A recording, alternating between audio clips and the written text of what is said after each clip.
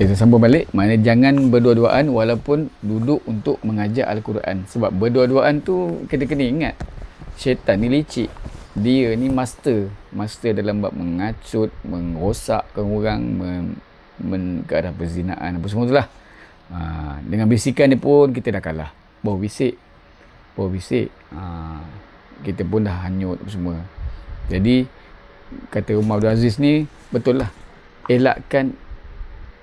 Sebahagian kalam para wali pun macam ni kak, elakkan duduk berdua-duaan dengan perempuan walaupun untuk mengajar baca Al-Quran. Besar fitnah tu. Dia ramai tak apa, murid tu 3 orang, okay, cantik. So lelaki ni tak boleh buat lebih-lebih.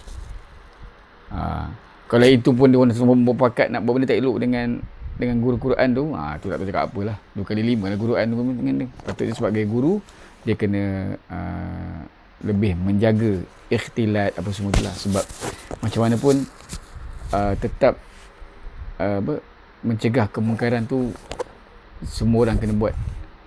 Mencegah daripada diri sendirilah, mencegah kemungkaran. Lepas tu almarhum Ustaz Zaidi pernah sebut, kalau orang sesama ahli maksiat, wajib nasihat sesama ahli maksiat, jangan buat maksiat. Saya macam apa benda je tak faham. Contoh ada pencuri berkawan sama pencuri, dia wajib tak nasihat kawan dia untuk jangan mencuri? Wajib. Sebab amar makruf nahi munkar. Kalau berkawan dia kata, engkau pun mencuri juga. Masalah itu, masalah dia berani sampaikan. Tak tu je. Kemudian dia bukan duduk mencuri balik lepas tu pun, salah seorang tu dah lepas tuntutan. Tapi tinggal lagi dia tak mampu kekuatan lah untuk meninggalkan maksiat dia tu dengan mencuri. Ataupun penzina. Penzina A, penzina B. Duduk serumah lagi. Contoh nak bagi jalan cerita. Dia, janganlah berzina. Tiba-tiba dapat hidayah dari tu kan. Janganlah berzina. Kau pun berzina, kau pun bawa pasangan apa semua kan. Lepas tu, setengah ulama' sebut, kata Abang Ustaz Zaidi, kau tak ingat, kau tak silap, itu pun dikira dapat pahala mencegah kemungkaran walaupun orang tu pun masih lagi bergelumang kan dosa tu. Itu bayangkan dia kalau dia bertaubat. Maknanya dalam keadaan itu pun hati dia diusik lagi. Mungkin itu sautul iman, mungkin itu suara iman. Walaupun dia sendiri bergelumang dengan zina tu, tapi dia kadang akan rasa terdetik. Aku ni sampai bila? Kadang dia kuat, dia boleh tegur kawan dia tu. Betul kawan dia cakap, lah tegur aku. Kau sama zina juga, engkau pun bawa pasangan, aku bawa pasangan, lagi kau nak suruh aku jangan berzina. Engkau pun dah, macam tu. Maknanya dalam istilah ulama' ni, dalam agama ni, sebenarnya kalau ikut rahmat Allah ni, mencegah tu pun masih lagi dianggap cakap supaya jangan buat benda maksiat walaupun dia ahli maksiat, dia jadi wajib ikut setengah ulama'. Saya tak ingat ni Ustaz Zaidi pernah sebut benda ni. Macam dia lebih banyak baca kitab daripada kita kan.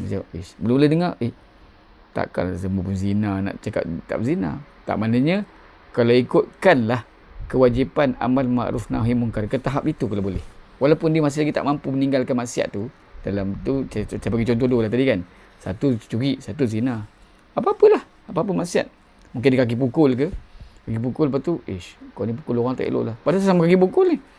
Alah cakap orang, kau pun gangster, cakap banyak. Tapi dia dah cakap tu. Mudah-mudahan lepas lah dia ke akhirat esok, dia pernah sebut sekali. Apalagi dia bertaubat dan meninggalkan terus lebih baik lah. Dia tadilah kan, berzina, bertaubat, tinggallah zina tu. Yang mencuri tu bertaubat, tinggalkan mencuri tu. Itu lebih baik. Tapi nak cerita dalam bab ni, ada yang Ustaz Zaidi pesan tu, yang saya macam terdiam. Punya ada benda ni dalam kitab ulama' yang kita tak pernah dengar. Macam ini rupanya. Jadi kita dapat sedikit maklumat yang kita rasa rahmat sikit tengok orang-orang ahli maksiat. Contohnya kita belajar bercakap baik. Mungkin sesama dia saling menasihat, kita tak tahu. Macam itulah. Wallahualam.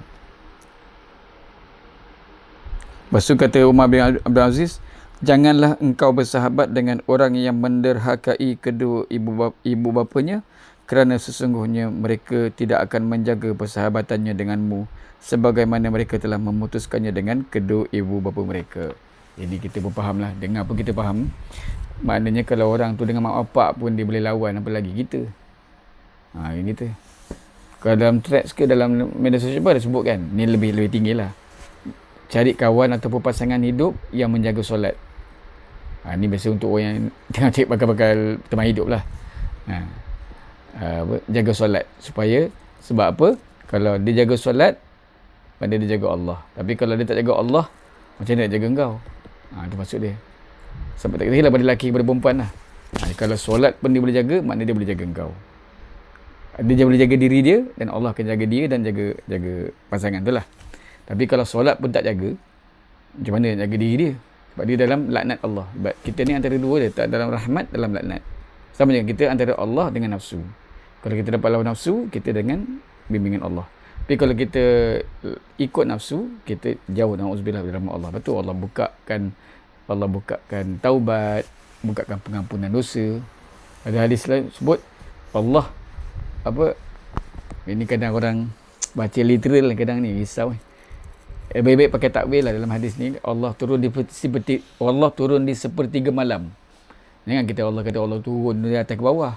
Bukan, pakailah takwil. Dengan ni ulama kata dia elok guna takwil sebab takkan Allah berjisim bertempat ni bab tauhid.